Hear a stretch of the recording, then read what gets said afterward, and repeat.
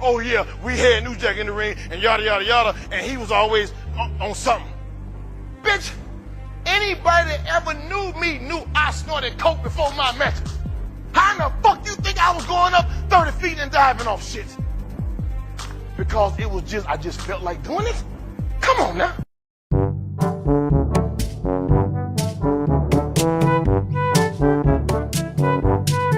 All right. Ding, ding, ding. What up, fools? He got this nice little bell ring. See what I did? Ladies and gentlemen, the following podcast is brought to you by Dan Venti and Marcus Crespo. Yes. Welcome to Foolosophy. Now we need like intro music. Yeah. And a light show and fireworks. Yeah. Indoor fireworks. I just thought about how our theme music for the podcast is the most anticlimactic pro wrestling entrance music. It is. It's like, it sounds like a fat guy waltzing down a street looking at bakeries. just a fat jobber guy that's about to lose, you know? Just like pulling 5-6 sandwiches out of his pockets, or just one long sandwich, just eating. They actually had a wrestler that was like that. His name was He pulled food out. I cheat you not, like Napoleon Dynamite. In old WWF, there was a wrestler by the name of Bastion Booger. Bastion Booger. I feel like that sounds familiar. Bastion Booger. He was a fat dude who wore a onesie. When he wrestled for the rival company, he was Norman the Lunatic. He was like an escaped mental patient guy. He was like a psychopath. Like Norman Bates? Yeah, Norman the Lunatic. Norman the Lunatic. Then they turned him face. They turned him a good guy. Then he was like deranged, but he had a teddy bear with him, to try to appeal to kids. And then WWE hired him and turned him into this fat guy who literally turned down championship belt opportunities for Subway sandwiches. I shit you not. There was an opportunity. Like how so? Like he turned down the chance to get a championship to wrestle a guy for the opportunity for his belt. So they gave him a sandwich instead, and he passed. Yeah, they completely buried that guy. Yeah, basically. I understand. Yeah, they buried. They buried the actual Subway guy too. Yeah, it was like So that's insane. But. All right, well, we're talking. We transitioned. We did the Montreal Screwjob. That's we right. Talked about what the implications of kayfabe, which is the suspension of disbelief, to pro wrestling, and we're also doing the parallel into the world of like true crime. That's right. And so we're easing everyone into that world. We are going to talk about a gentleman by the name of New Jack. New Jack. A.K.A. Jerome Young, his real name. New Jack was something else. He had a full-blown psychopath. Full-blown psychopath. Very popular, very over, though. He was over. Like, very popular to the fact that where he was basically scouted by WCW and WWE, WWF/WWF, but he was too much of a flight risk for them, and with good reason, because we're going to go into a little bit of that.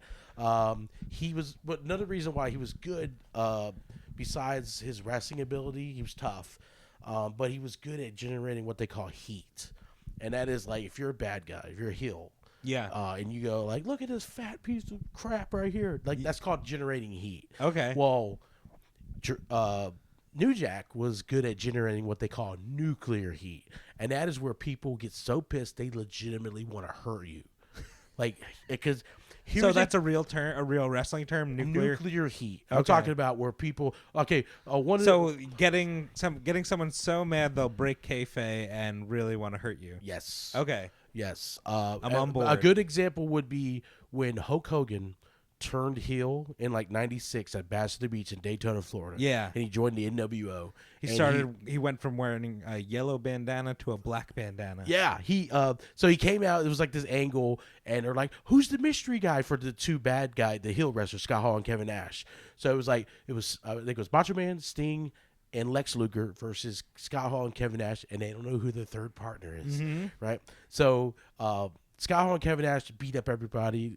Was it at one point supposed to be the Shockmaster? No, that was a different angle. Okay, that was a different angle. Sorry, go ahead. Oh yeah, Continue. we'll go to the Shockmaster story too. It's a bonus episode. later, in another episode.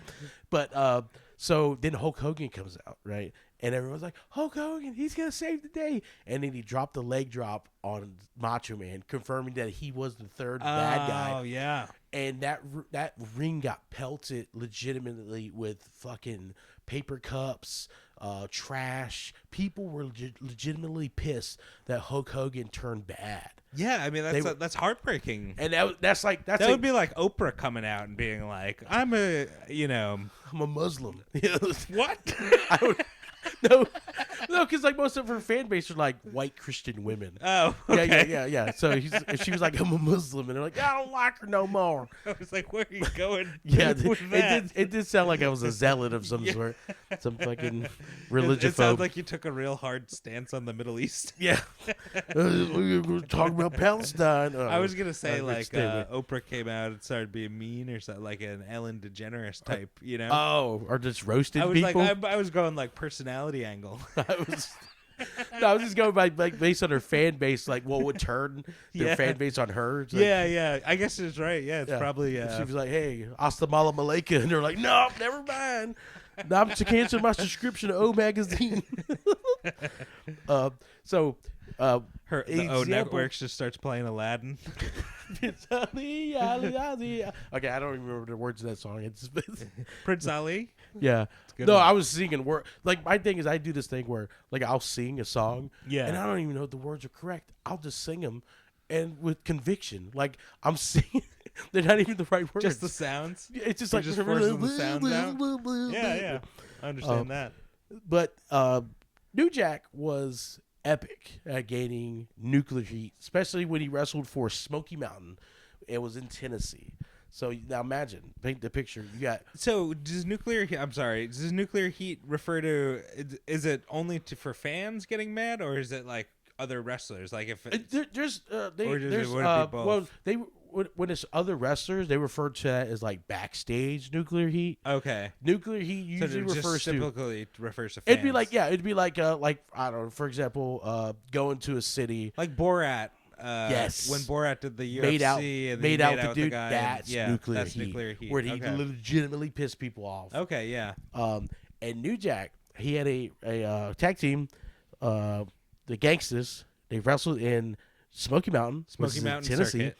So it's two black Tennessee wrestlers. / North Carolina.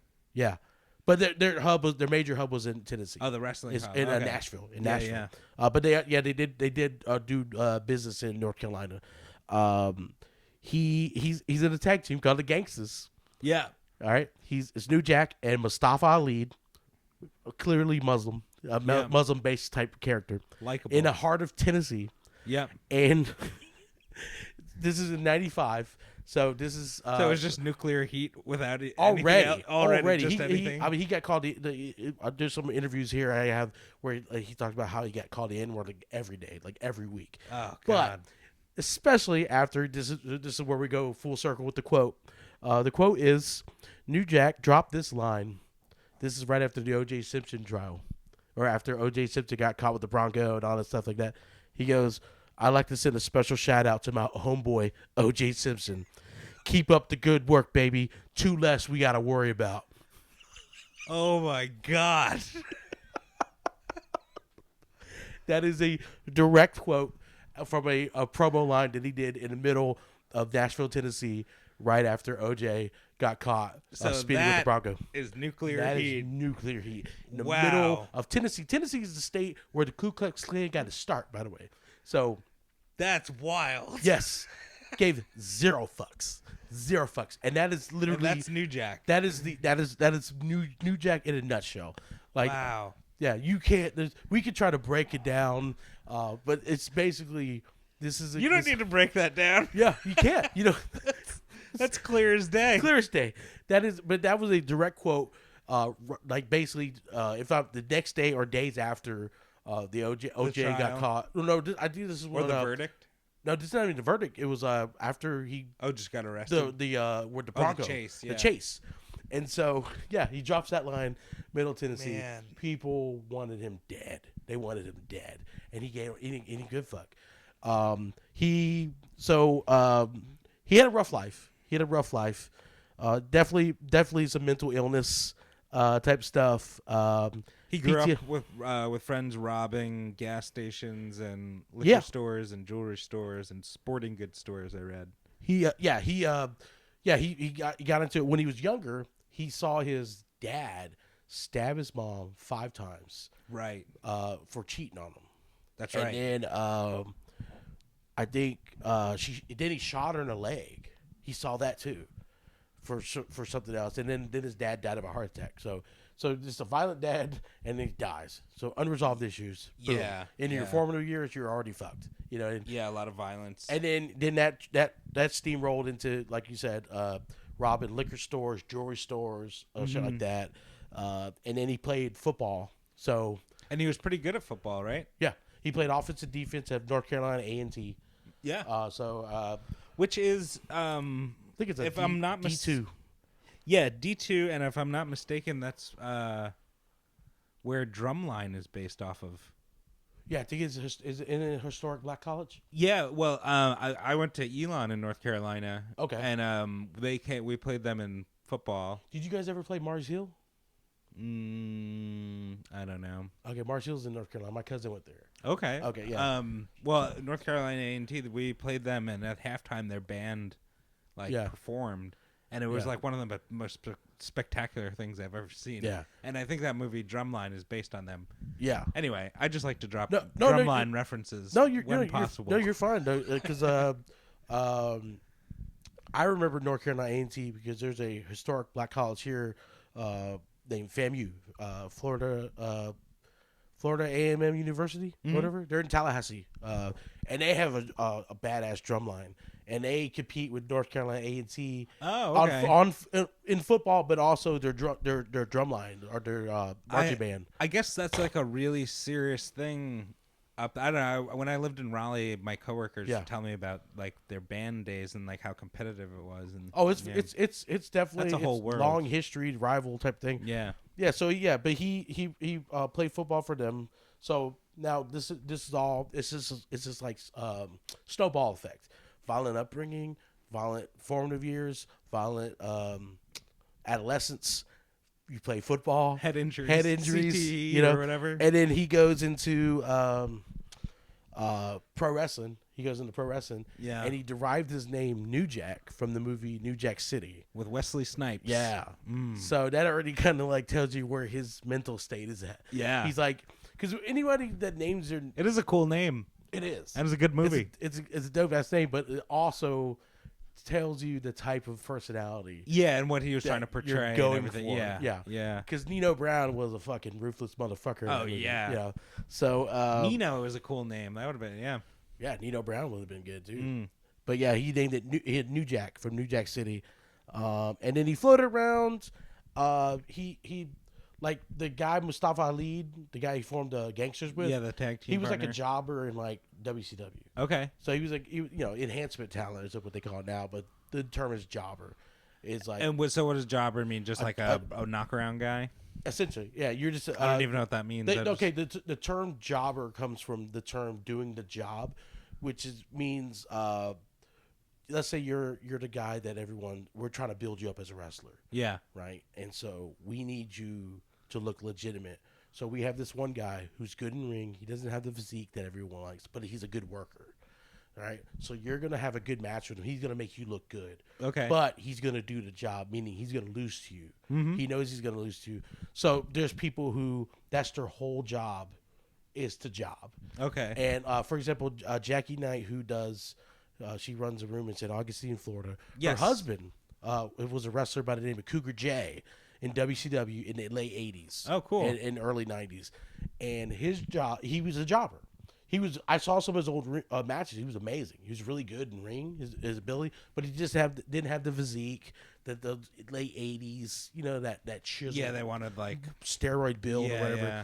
But he wrestled all the greats. He wrestled Ric Flair. He wrestled Great Muta. He wrestled Sting. He wrestled all these the Legion of Doom, cool. the Road Warriors. So what happens is when you have someone like New Jack who's gaining steam, and you have a jobber who's trying to get out of that position, sometimes they'll pair each other off, and they'll put together people in like a tag team. That's how people get out of like jobber purgatory. Is they'll form a tag team with like an upstart. Okay. So they, like you got your veteran status, but you're trying to get out of being a jobber. Yeah. You got this hot young prospect. It would be like try to gain some momentum. Yeah. It'd be like if a hot young comic and I'm just sitting in feature purgatory. Yeah. And I formed a tour. Like, and it happens sometimes. Yeah. You know, with comedy. Yeah. So they formed the Gangsters, and so New Jack had some pretty bold ideas, and the thing is, like, sometimes bad news is good news. So sometimes people run with it, and wrestling has a storied history of like people going for like really bold angles. There's the story about Roddy Piper. I think we talked about it, where Roddy Piper painted. Oh yeah, half it. Yeah. And Andre did the paint that can't come off easily. Yeah, he pranked them and stuff like that. That's amazing. So what a great prank. So you got two guys that are now in Memphis. They're in Memphis. I said Nashville earlier, but they're in Memphis. And they have a tag team. They're the Gangsters, and they already got a lot of heat just because of who they are. Yeah. And so New Jack was like, he's already unhinged. Yeah, he's just gonna lean into it. Yeah, lean hard. I mean, and so they gained steam. They became like the number one heel team in the whole organization. And they battled like all the face guys and stuff like that. They had some pretty gnarly battles. And then ECW comes around. ECW is formulated. Like, ECW stood for Extreme Championship Wrestling, but it wasn't initially that. It was actually called Eastern Championship Wrestling. Okay. So they used to hire like they would hire like a bunch of like has-beens from WWF. Okay, yeah. That's like a theme for like most wrestling federations throughout the all WWF has-beens. Well, they start out that way because Yeah. you gotta get some guys that have some name, but they've just been released. Like WWF doesn't want them anymore. Yeah. So literally every federation that has existed in contrast to WWF, that's their business model. Is like we'll build up some guys, our homegrown guys, but we have to hire somebody who has a name already. So it started out as that, but once they built up their homegrown guys, the homegrown guys were like on another level. They were either just way better in the ring, they were more dynamic, or they were like more interesting. And so once they started going into the Extreme Championship Wrestling aspect, that's when guys like New Jack flourished. So like New Jack's claim to fame was he brought a fucking stapler gun to matches. He would staple shit to people's forehead, legit. Oh, like pieces of paper, right? Yeah. Or like, Yeah, piece of paper. Oh my Sometimes it'd be a God. flyer. Sometimes it'd be like a dollar bill. flyers and stuff. Yeah. Yeah, many. Yeah. Okay. Yeah, like a fucking staple a dollar bill. And so he got known. He was known for like carrying to the ring. At this point, I think He would staple gun himself too, right? yeah, just to show how hardcore he was. Like it was insane. That's wild, man. One of the reps that he had was he was a legitimate bounty hunter prior. And he had confirmed kills, right? No. Oh, I just saw an interview. I had to confirm that before we started doing this. Yeah. I needed to know. He had an interview where he was a legit bounty hunter. He traveled all over. He did it for like 10 years total. So I don't think it was like consistent. Like probably before he started wrestling, and then I guess during Smoky Mountain maybe he was doing it. But 10 years total. And during that time, though, between his aggressiveness in ring and his reputation backstage, and also him doing his nuclear promos and stuff like that, somebody created the rumor that he had 5 confirmed justifiable homicides. Okay, yeah. And I think that's what I remember hearing. It wasn't true, but he didn't give a fuck to correct people. Yeah. He just thought it was a good not? rep, and he just went with it for decades. Like fucking Wow. for decades. It's like, yeah, so that was like the claim to fame was like, and the the number fluctuated too. It was like up to 6 at one point. Okay. And then like the common thread was like 4 justifiable homicides. It's like murder story inflation. Murder story inflation. And so that's what he went by. That's what he went with. And then, but he also had like a very mean streak. He was known for being tough, but almost like kind of too tough. Like sometimes because in those days, it was cool. It was not cool, but it was like standard practice to take liberties with new wrestlers.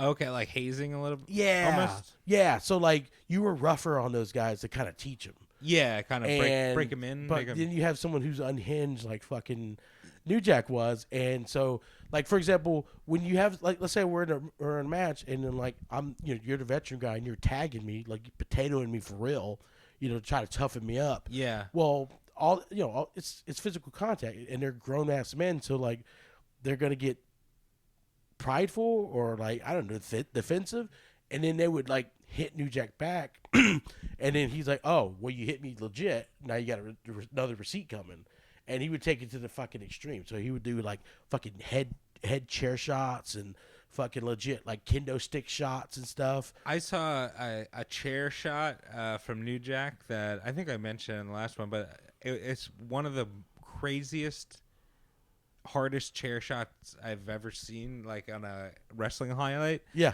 And it's some small looking wrestler guy, so I'm guessing he's a newer guy or just some I don't know. Yeah. But he hits this dude so hard in the face, and the guy just collapses and then rolls out of the ring and then just drops on the ground, and it's pouring blood.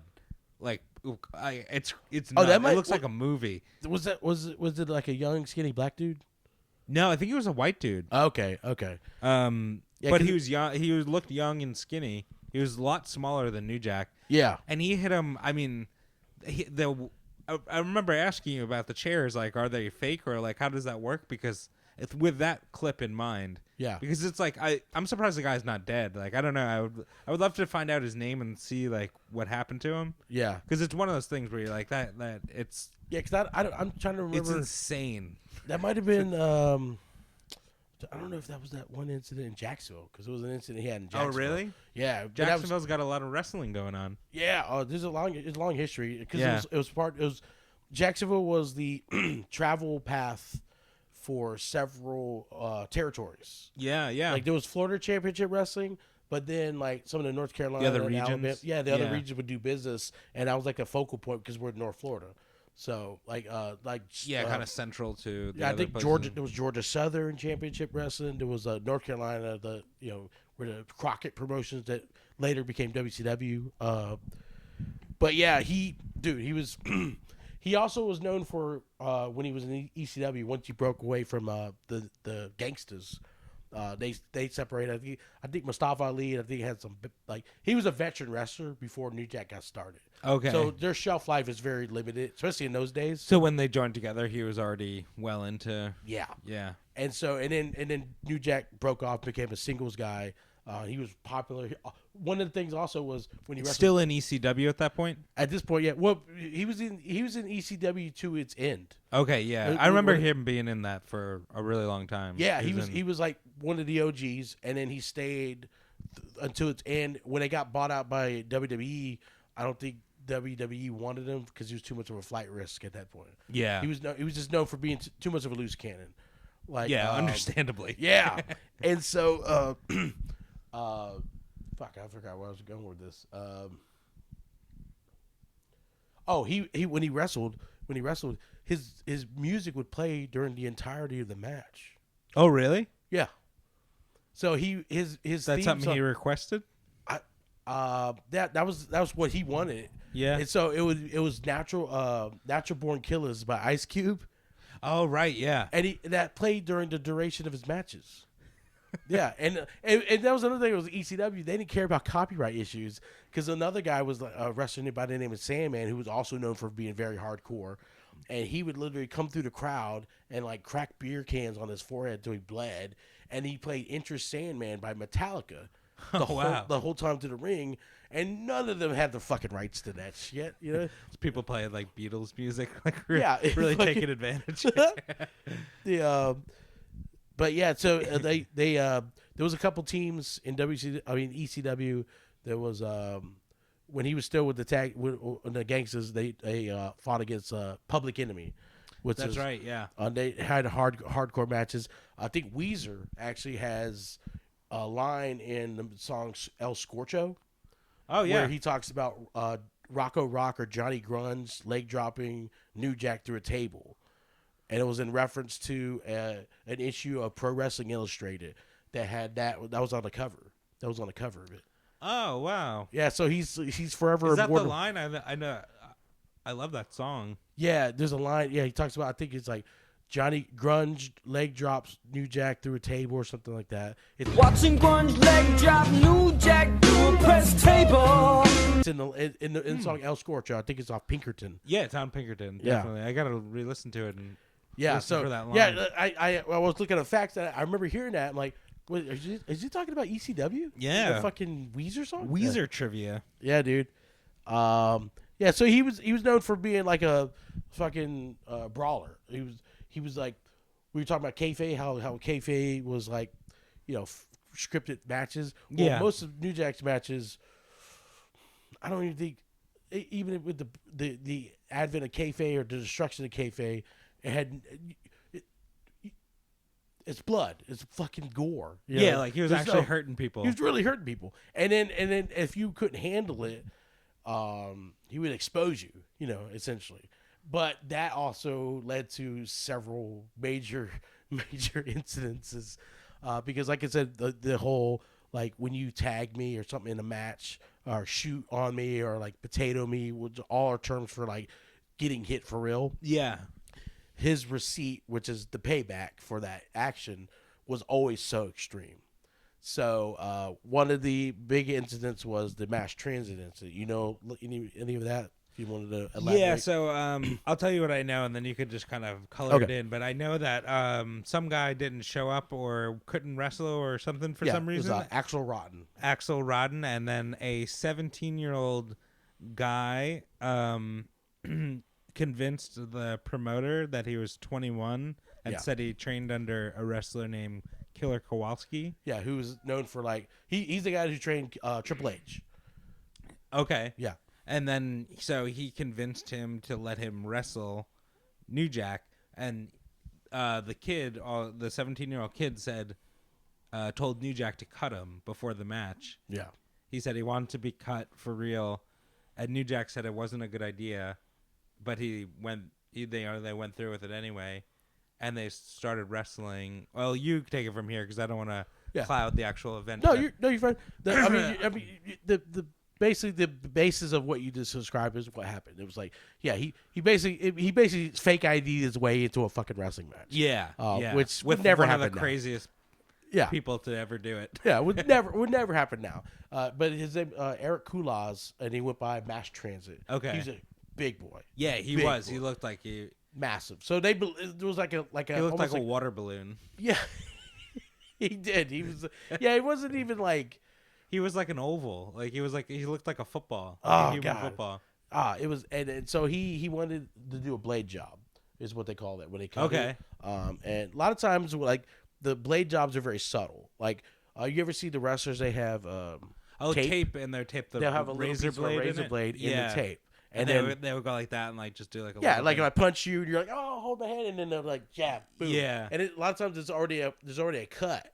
There's already a cut on your forehead, and they'll just okay. tap that, and then it just, bleeds. Gotcha. Well, he wanted a more extreme blade job apparently, and New Jack delivered the goods, and he cut it wrong, and with a surgeon's scalpel, right? yeah, not a normal normally it's like a Like a little straight razor.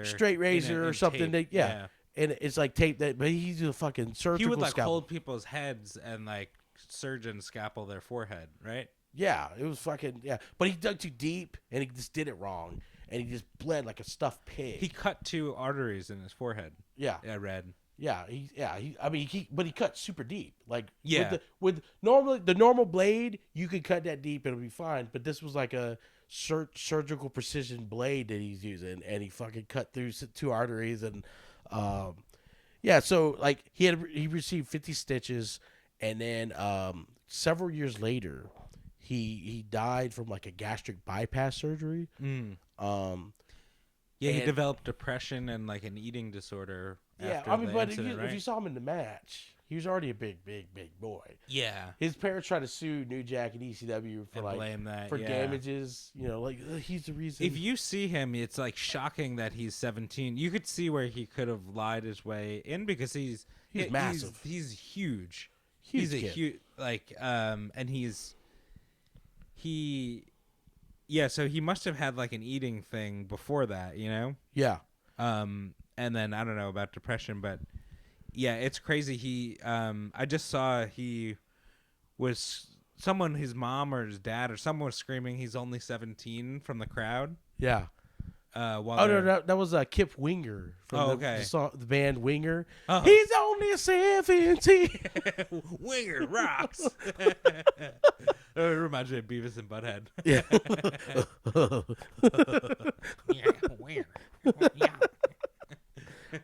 Yeah. So that was one of the first major, because that was I think in 96. So like it was a real quick turnaround. So like 94, 95, they were in Smoky Mountain, joined the ECW. Then he broke off from his tag team partner. Then he was a singles wrestler, like, you know, going against all these hardcore guys, you know, and stuff like that. And so Axel Rotten, the guy who was supposed to wrestle him, was another fucking... the dude's forehead looked like a testicle. It was so scratched and scarred from all the blade jobs he's done, you know? Yeah. But that guy couldn't make it for undisclosed reasons, and so they needed a fill-in, and this big, poor, fat bastard comes in there. It's like, I can wrestle New Jack. And like, please cut me. And it's bleeding all over the place. And yeah. So then... There's like rough looking footage on YouTube you could see of the actual match. I don't think you show them like they show the camera like pans into the crowd and like New Jack is like beating someone up and then someone else is in the ring. Yeah. And by the time the camera goes back to the ring, the 17-year-old dude is like unconscious or whatever, like on the ground. Yeah, because he almost bled out. Yeah, you don't see what happened to him or whatever, but like, and then you see him like screaming and like trying to sit up and stuff, and like, yeah. Then you just see it cuts to a little while later, like a first aid person helping him, yeah, like attending to his forehead, I guess, or trying to like all the blood. And New Jack gets on the microphone and said, "I hope this fat piece of shit bleeds to death." Yeah, yeah. Which more nuclear heat? Nuclear. That's all. He was like, I would say he was the king. There was other guys that were known for that, like Roddy Piper in the 80s was. Whew, oh yeah, yeah. He was in like Los Angeles.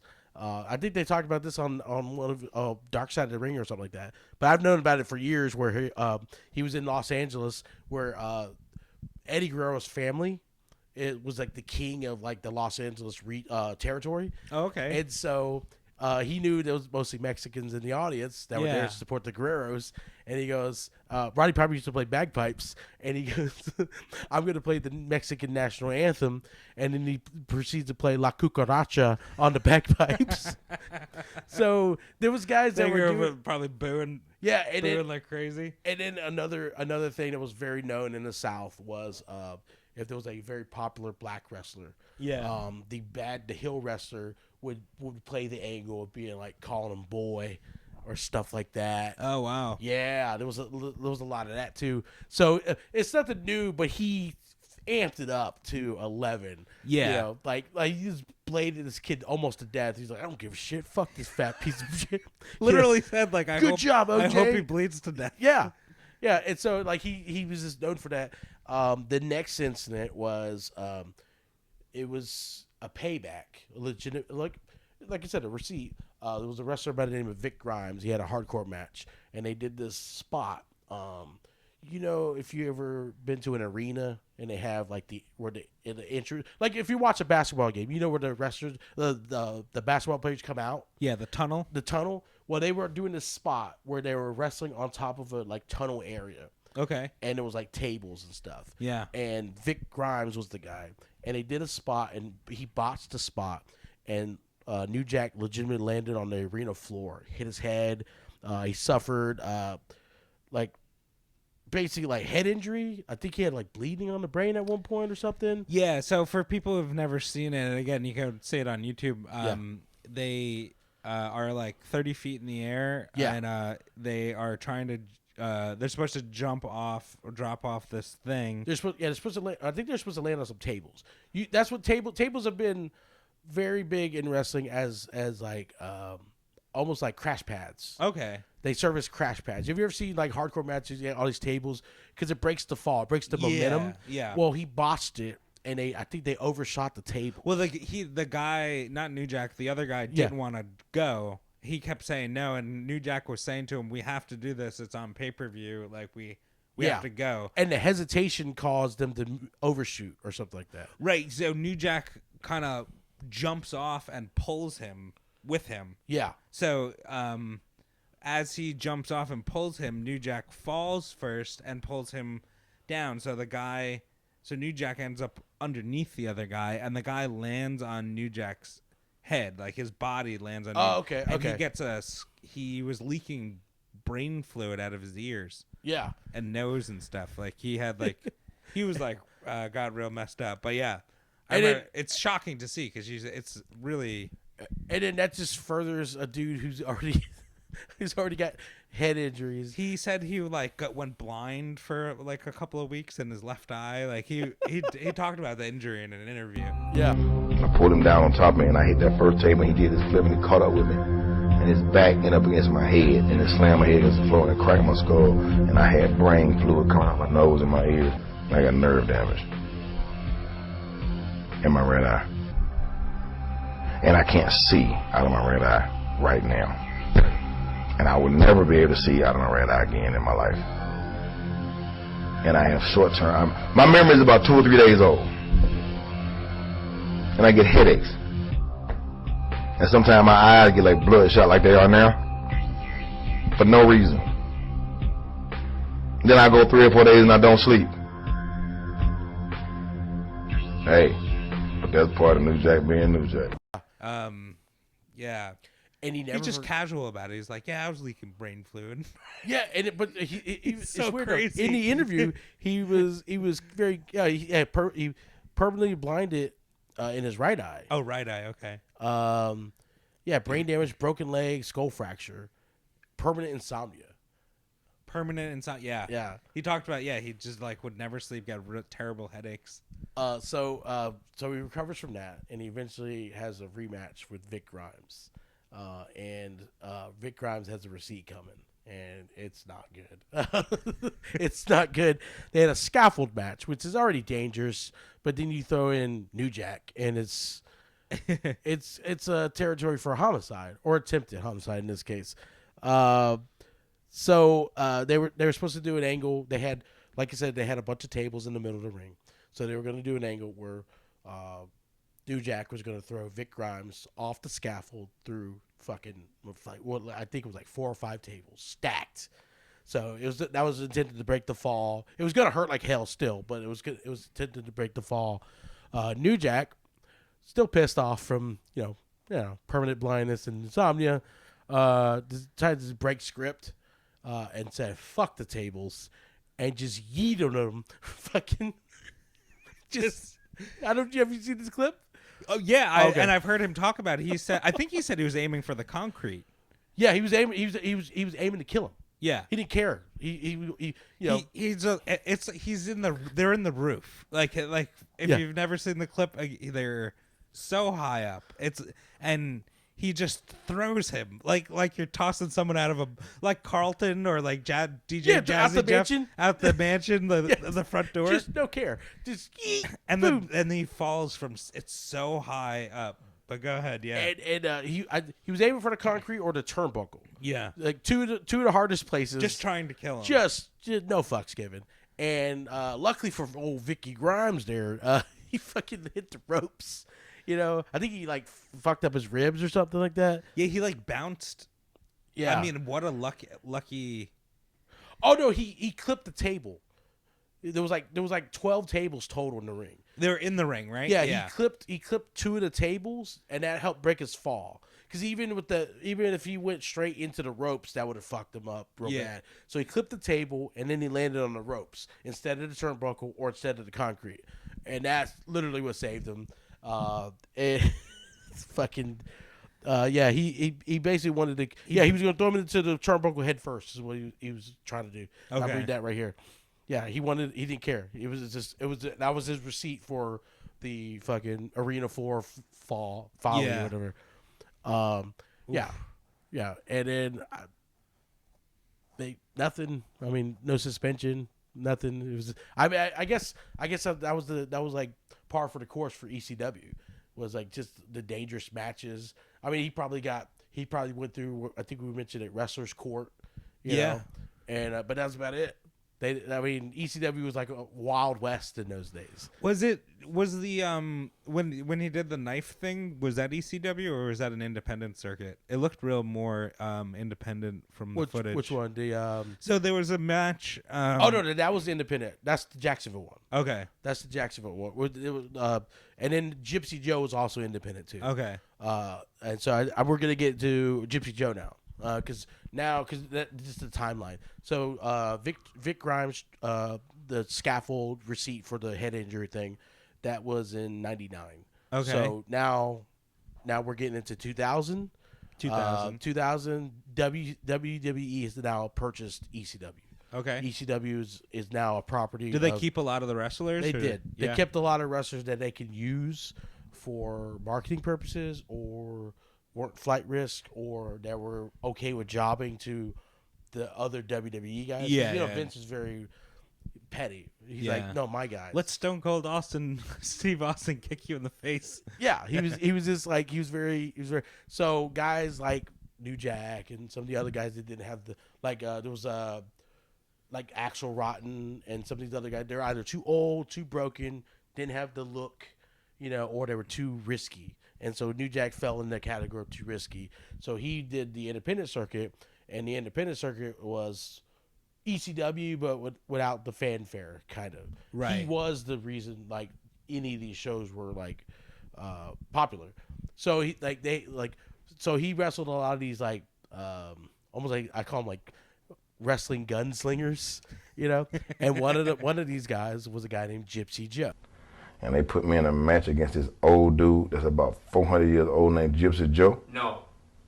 And Gypsy Joe, you ain't seen that? I heard about it. Dog whooped that motherfucker silly. Who was fucking, I think he was 60 something. He was 68 years old. No, 69 years old. Oh my God. And this guy almost exclusively wrestled, because the guy looked like shit. He was built, the aliens from Men in Black? Yeah. He was built like that. He was fucking built terribly, but he was tough as nails. They said tough as leather. And so he wrestles New Jack, who's got his own reputation. And the first minute or two, I was trying to work with him, and then he headbutted me in my nose. And it sounded like somebody picked up a piece of meat and threw it on the floor. Just like, psh! I was like, this motherfucker did not just... And then he started chopping me with his fist in my neck. And I still tried to work with him. But then something just snapped. And even though those hardcore matches, there's still supposed to be some give. You're supposed to, what they call sell. If I fake punch you, you're supposed to take it. Or even if it's a real punch, you're supposed to act like... Yeah. He was no-selling New Jack the whole match. Oh, okay. So when New Jack hit him, now mind you, just Gypsy Joe could take a punch. He's 69 years old, but he can go. So New Jack is fucking potatoing him for real, and dude's not selling real punches. Wow. And that pissed New Jack the fuck off. Because now he's he's doing business for himself. Remember we talked about that in the last episode? Yeah. He's in business for himself. So imagine you being in the audience, you're watching New Jack, who's this gangster dude, versus I don't know, fun Uncle Joe, a 69-year-old man with cowboy boots and no knee pads, 2 years into retirement. Fucking Danny Glover from Lethal Weapon, and then you proceed to see this gangster dude beat the living shit out of this 69-year-old. He hit him with a bat.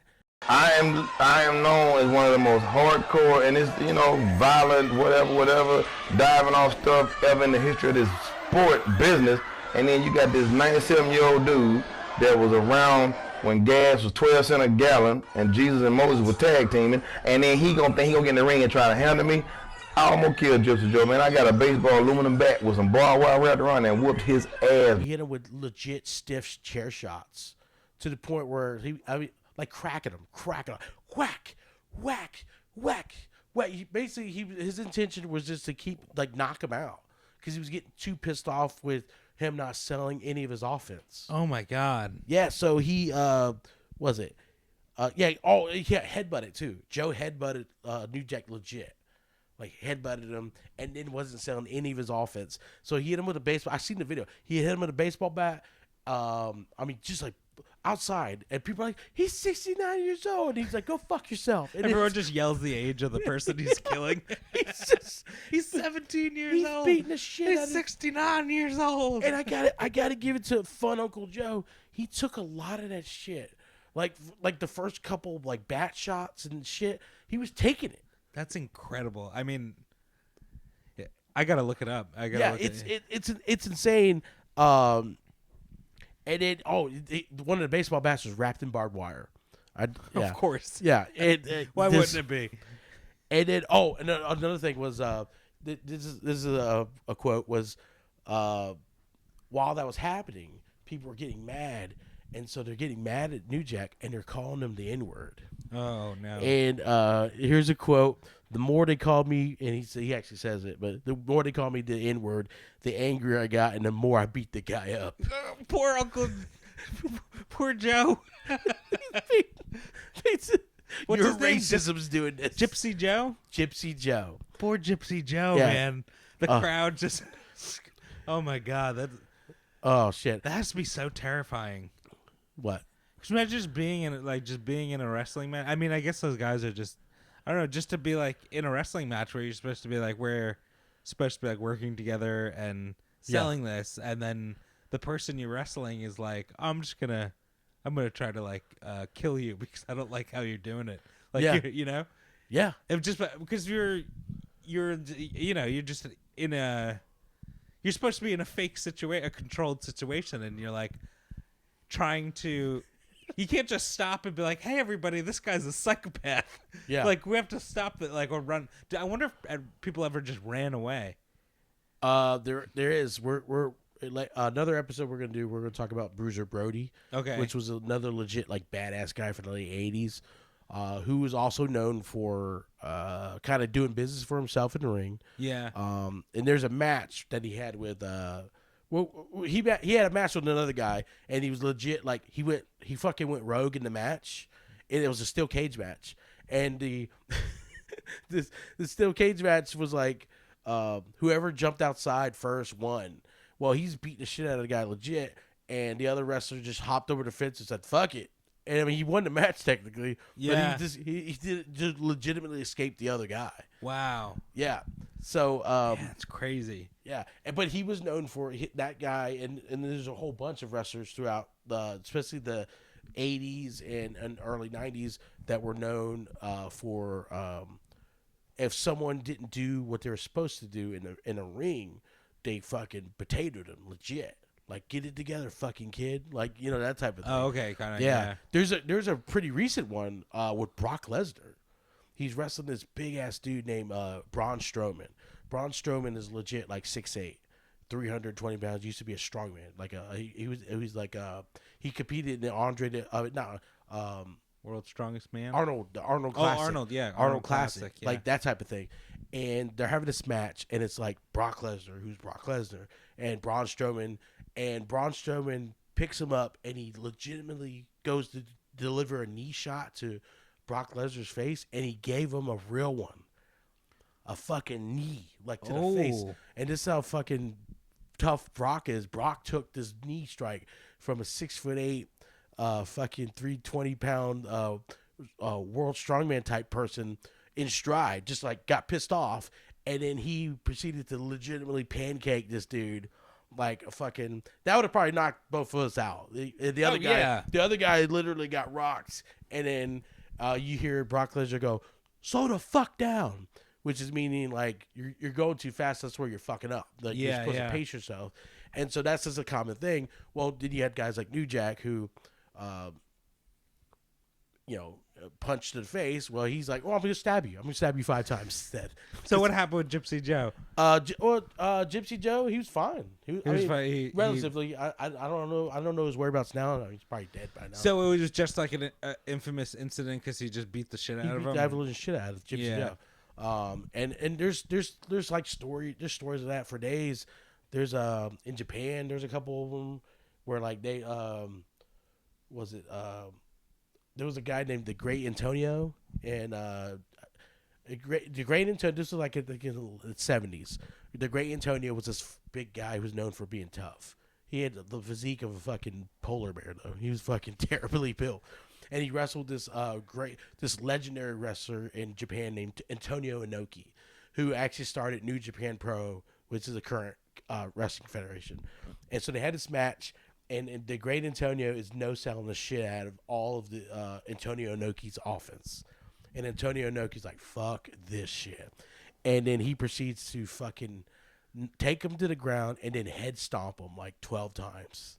Oh. Yeah, just boom. He's just like he's squishing grapes for wine. Like just Oh my god. Almost like that, like a less violent version of that scene from Drive, in the elevator. Yeah. Yeah, like a less violent version of that though. Yeah.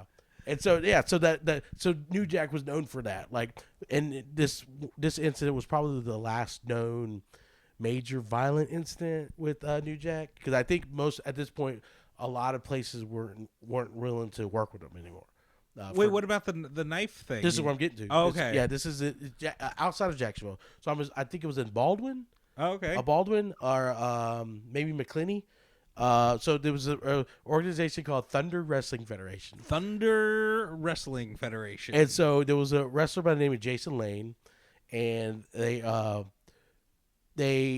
like basically the dude was trying to like make a name for himself, and so he was a younger guy, and so he decides to fucking stiff shot, real punch, New Jack several times in the match. And New Jack's like, "What the fuck are you doing?" And so it pissed him off. And then at that point, New Jack was like, I don't even think they were in a hardcore match. It was just I think it was just a regular match. And this kid decides to go in for business for himself and try to I don't know, I guess maybe knock out New Jack, not knowing that New Jack's just a certified fucking psychopath. And New Jack said, "Fuck this," and he had a fucking blade, or it was like a piece of metal, and he's just prison shanked this motherfucker. He prison shanked him. Yeah. We get in the ring, we lock up. He punched me in the eye, and he punched me in the jaw, and I grabbed him, and we hooked up. He tried to pick me up and dump me, and I had a blade, about an 8-inch blade in my pocket in my pants, and I pulled it out and I started stabbing him. He stabbed him multiple times in the side and then in the head. He just stab. Yeah, you see there's footage of this also. Yeah. And you see him, he just reaches, it's like a cargo pocket of his pants. And he always wore or shorts or whatever. What they're called BDU pants. They're like what SWAT team guys wear. I used to wear them when I worked small security. Okay. Yeah, they got those pouchy pockets. The pouchy pockets, yeah. They're called BDUs. He was wearing like a BDU style pant. And he just using camouflage color though. Yeah, and he just starts stabbing the dude. Like when they're mid wrestling, he just has him in like a hold, and he's just starts stabbing him in the back. And I love how he just had that shard of metal in the fucking cargo. Yeah, he pocket. just has it. Why not? New Jack. Yeah, he stabbed him 9 times. Oh my god, 9 times. And then this is where he was booked very sparingly for the next couple years until his retirement. This was in 2004. He was booked for. He stabbed 9 times. He was felony charges for aggravated assault with a deadly weapon and aggravated assault to commit murder. God damn. Yeah. Oh, okay. Okay, here's what it is. They actually met prior to the match to use the piece of metal. Or at least that's what New Jack told police. That's The guy's like leaking on the ground. yeah, he told police He's like, yeah, we planned this. Look at him. yeah. Like, he's enjoying it. And it even That's even, crazy. And then even after he was booked sparingly for the next couple of years before his retirement, like technically he retired in like 2014, 2015, and then he was like doing a comeback type of thing. Like he actually was right before he died. He was actually getting ready to do some like pop-up spots, like in like the independent circuit and stuff like that. Post COVID, but they interviewed him after the Chris Benoit incident.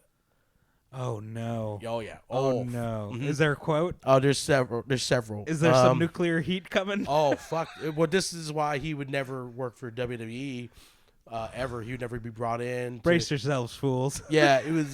So they had him on a shoot interview.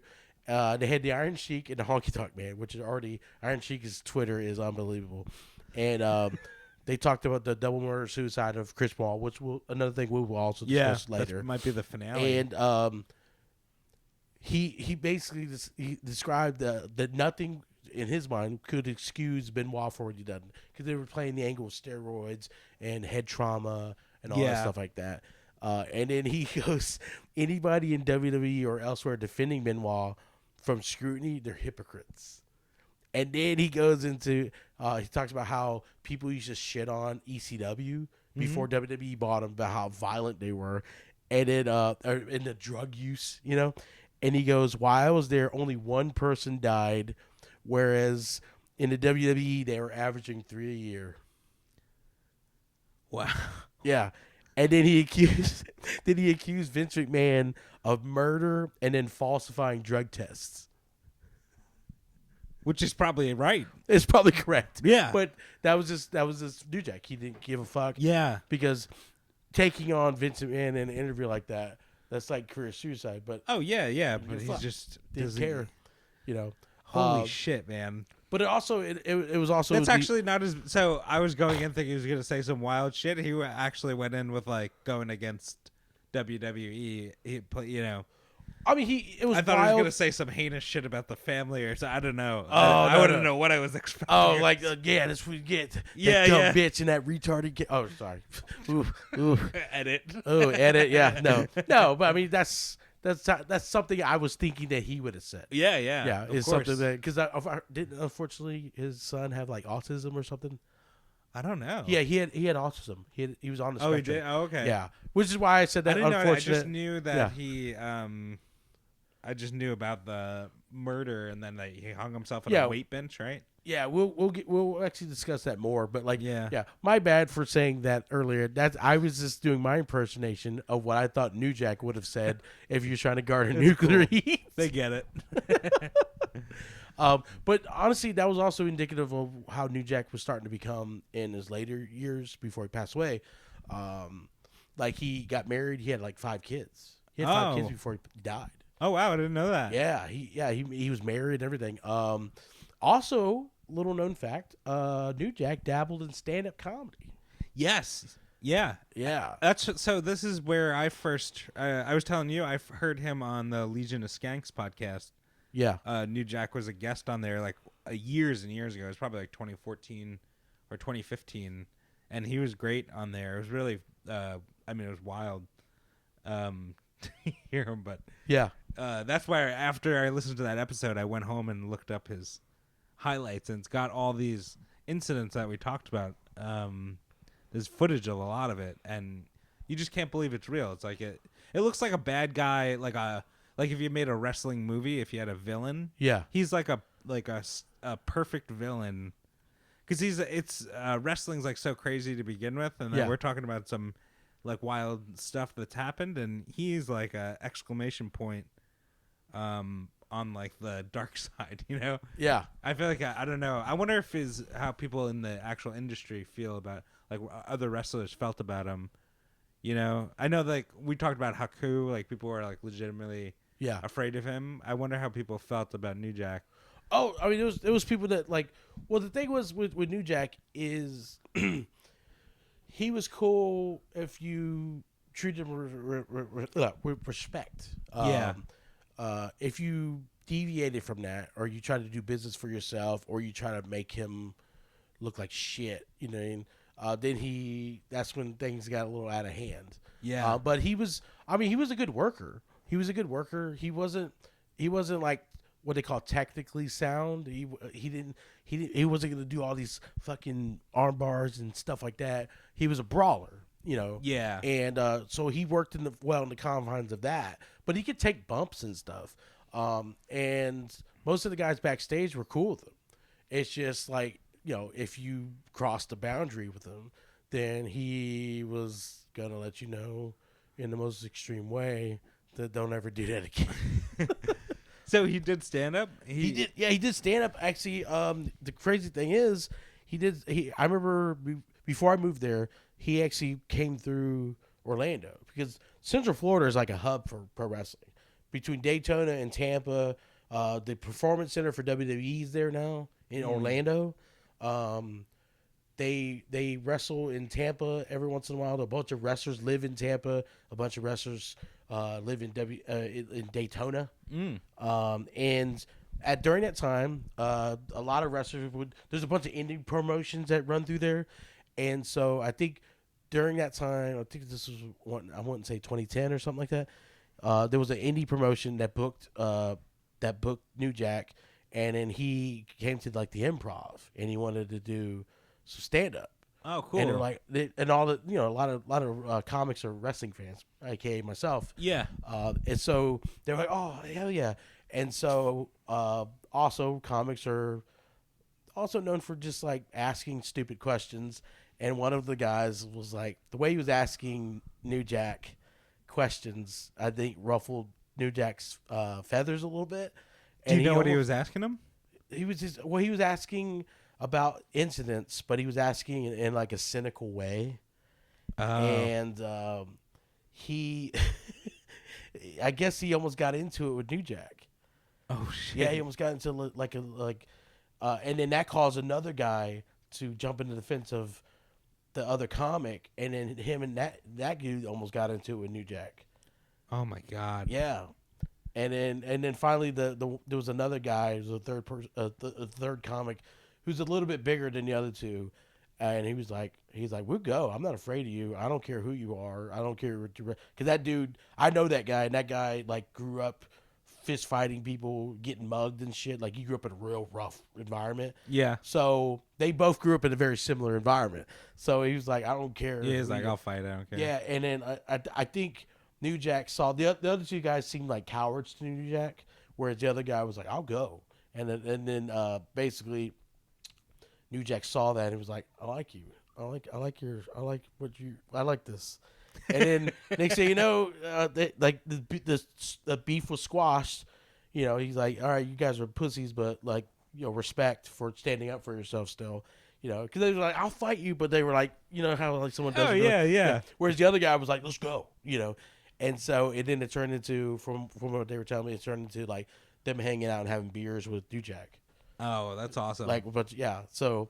And that's the only story I knew that where it got potentially violent. Most of the stories were like, yeah, he came here and he told us the stories about the justifiable homicides. Some of the people were like, yeah, he told us it was fake, and then other people were like, no, he told us it was real, you know, and stuff like that. So it was just him like just passing on his legend, but like he wasn't in the ring. It was no physicality needed. So he was doing stand up. He was doing open mics, and they're like, how was he funny? And they were like, yeah, like, I mean, does he have to be? Yeah. No, you know, it's like any wrestlers. There's a bunch of I wrestlers. feel like the crowd would just be terrified. You just be like or just fascinated. Nervous laughter. Yeah. Can you imagine like him bombing? I need you motherfuckers to laugh. He's like, all right, we'll start laughing. We'll start You're figuring. great. As he pulls out a shank of metal from his cargo pocket, you know. Yeah. Oh my god, that's crazy. But yeah, that was that's essentially New Jack in a nutshell. He kind of revolutionized certain things. You know, like there was a certain style things that he talks about it in some of his interviews where he felt like WWE lifted some of his gimmicks. Okay. Lifted some of his style. Yeah. And they gave it to other wrestlers. Like safer wrestlers. Yeah. And because they you didn't hear about that a lot in Hollywood, like whether it's like comedians or whatever, but people kind of like a watered down version of like a more palatable, easier to market version. And so they give them certain, like, they'll pilfer, and it happens a lot in the indies. I mean, it happened in the 80s all day before the internet age, where you had like an independent circuit guy or a guy who's in a lesser known territory, and he's doing things a certain way, or he's got to move. That was another thing, was like like certain moves were what they call protected. And it's like, for example, the best known example for that right now is there's a wrestler that wrestles for our local organization, AEW, the big rival to WWE right now. And there's a guy who's the champion. His name is Kenny Omega, and he has a move called the One-Winged Angel. And it's like this thing where he puts you on his shoulder and he tucks your head, and he lifts you up, and then he drops you on the back of your like shoulder neck area. It's like a power, like this really cool looking power bomb. Yeah. Right. And like it's all scripted, but like there's some moves some people hit their signature move and people will kick out of it. No one's kicked out of this one. It's protected. Like basically once he hits the One-Winged Angel, that's it. Ding ding ding, 1 2 3. And so like there's just a lot of things that are protected. It used to be like certain aspects of your gimmick, like your character, like that. So it's like huge disrespect when people lift like your gimmick. Yeah. So like and so they did that. Like someone stealing a comics act, like another. Yeah. That's what he felt. He felt like it was like wrestling hacks. Yeah, that's what he felt like. He felt like that the WWE, particularly, especially when they're ushered in the Attitude Era, that a lot of those guys, because a lot of the guys they were given like hardcore a gimmick to were just brawlers or just like regular wrestlers. They weren't like tough guys. Whereas, and so he always felt kind of disrespected by WWE. They didn't want to hire him, but all the boys in the locker room know who he is, want to work with him, and WWE didn't want to work with him. And then also there was a little talks about racism. There's been talks about racism in WWE for decades. They would like mirror world events, and then just they would have like Middle Eastern, like whoever we're at war with. Like it would be like when the Iraq War, they would have like Sergeant Slaughter. Yeah, it was just like Iraqi cartoon versions of like politics going. Yeah, it's weird. I feel like they probably behind the scenes they probably get a little dicey. But they would do like cartoony versions, whereas like when New Jack was in Smoky Mountain, he was playing like an amped up version of that, like a gangster rapper. Like an actual gangster rapper. Yeah. He's like, fuck white people, like in the middle of Tennessee. You can't do that, at that time. But he didn't care, And so like he was like a good transitional point from kayfabe, when the steroid scandal, the Montreal Screwjob, the curtain call, all that stuff like that. So he was like. He was revolutionary in like there's a lot of indie promotions that like hardcore matches were going on with or without New Jack, but he was like the face of hardcore matches for a lot of people. He was what people like. He brought a lot of attention to those type of matches because there was some more extreme matches going on in the United States and especially in Japan. Mick Foley was another guy. Japan did extreme hardcore. Oh my god! Oh Jesus Christ! They used to do hardcore barbed wire rope, Japanese electric, fucking bomb. Like basically, like the ropes were hard. The ropes were like flaming, fucking barbed wire, and then like certain parts of the ring you landed on it, and like there was like a set explosion, like fireworks and shit. It was insane, dude. Wow, it was I gotta insane. look some of that up. Yeah, and Mick Foley was like in a lot of those. Okay, so like if you ever think of like hardcore wrestling, you think of like Mick Foley, you think of New Jack, Terry Funk. Terry Funk was another guy. He was a star of the '80s he rebranded himself as like a hardcore wrestler, and when he was like well past 50. Yeah, I remember him being like, he has like old man strong body. Yeah, But yeah. he's like getting all bloody and cut up and Fuck, shit. yeah. Ugh. But New Jack was like what a lot of people felt was the underappreciated face of that he had the reputation, he in and out of the ring amongst all the industry, but he received zero love because he didn't want to play by your rules. He wanted to play. Yeah. So I don't know. That's awesome, man. What an interesting guy. Yeah. And he just died, so Yeah, he just passed away. R.I.P. New Jack. R.I.P. New Jack. But yeah, he was controversial in his practices. Luckily for him, none of those incidents turned into any real true crime. But unfortunately, that's not the case with every incident. So we're gonna get into later episodes. Perhaps the next episode, we're gonna get into some real grittier. Like New Jack was like, I think like a nice little appetizer into the shit that we're gonna get into. Because we're getting into like murders. Yeah. We're gonna get into murders. It's getting dark. Some more scandals. But yeah, we're I think this was a good transition. And that was New Jack. Fucking. I'm trying to do the Natural Born Killers, like that little, but I clearly am a fucking idiot, and yeah, so I think that was a good little description. I mean, if you're listening and you know more about it, chime in or whatever. Yeah, chime in, tell us what you think. Go on YouTube and search New Jack highlights. New Jack highlights, and then comment on our YouTube or Instagram page and let us know. Instagram, for sure. Because let us know that you need therapy after seeing what he's done. Oh yeah, yeah, and also you'll never look at a testicle the same way after looking at his forehead. All right, well, thank you, fools, for listening, and we'll talk to you soon. Yeah, and always remember, it's cool to be foolish.